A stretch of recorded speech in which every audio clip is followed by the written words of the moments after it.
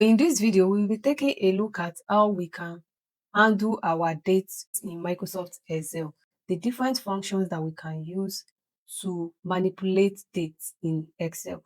No, dates are one of the most confusing things, especially when you are doing calculation and the calculation stop working correctly. So this is one reason why this tutorial is important for us to get the grasp of function and how we can actually handle them irrespective of any scenario or condition that we find ourselves. So we'll be going into it and we are going to be talking about several functions that comes with dates that you can use. So if you look at our data set, we have our order date, the transaction that has already occurred several years back. So we are going to be using different functions now. So let's say that we want to have the day of this order date.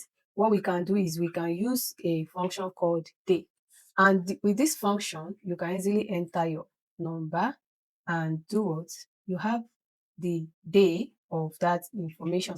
You can quickly drag it down up to the end of the information. While for the month, if you want to get the month from this order date, same thing, you can use what we know as the month function. And the month function as well, we are going to apply it and do what? Then for the year, same thing. It also involves you using year function. So select your reference and do what? Now we have seen how day, month, and year, how they are used to extract this information. So let's now say that instead of extracting the day 8, you don't even know on which day is it. So we also have some function that you can use to extract the exact day. For example, maybe on the 8th of November 2020, it is on a Sunday. How do we extract this information? Because there are some times that you might need to have on the days themselves because you don't want the total sales that you made on Sunday or the total sales that you made on Monday. So that is where the text function comes in. But we're going to be applying that. First is that we want to extract the day name. We are going to use what we call text function. And for the text function, we are going to apply it here. What is the format that we want to return? We want to return day. And this format will be used with D. We are going to be using 4Ds. And you will see how this plays out.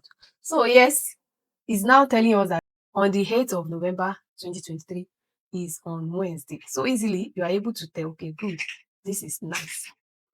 Okay. For the month name, so we want to extract the month name.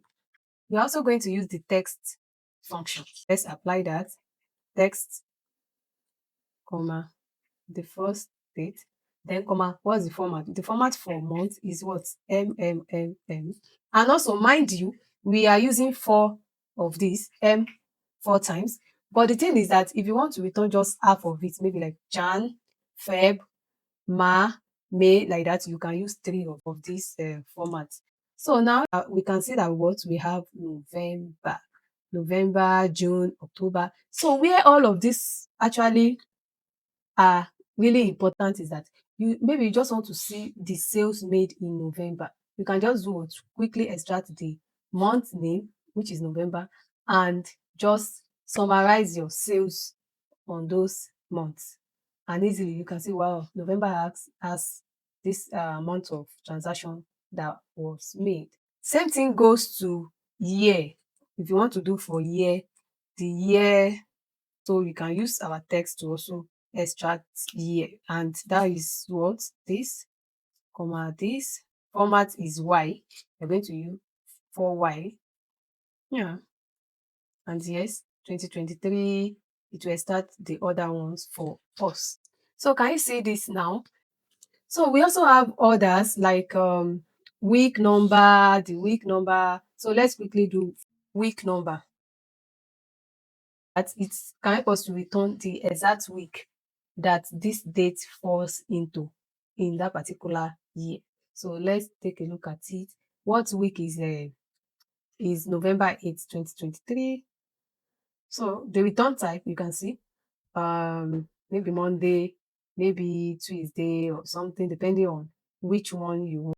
If the week is starting on Sunday, then you can pick Sunday. That's the default, I guess.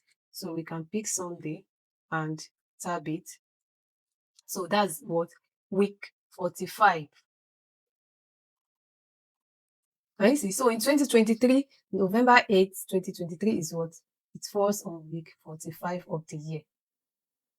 And the other ones like that. So this is how you can explore and extract valuable information from your other dates. So as you can see, we have just one date, and at the end of it, we're able to extract several things from it. So this is it. This is how you can handle your dates in Microsoft Excel. And you also need to be careful of the type of date that you have. You have to make sure that your date is always in date format. As you can see over here, don't let it be in text. I know that we have covered this at the beginning of this tutorial, where I talked about changing your date, making sure you change it from text to normal date. So because with that, you are able to extract a lot of information that you really need to carry out your analysis. So thank you for watching this, and I'm going to see you in the next video.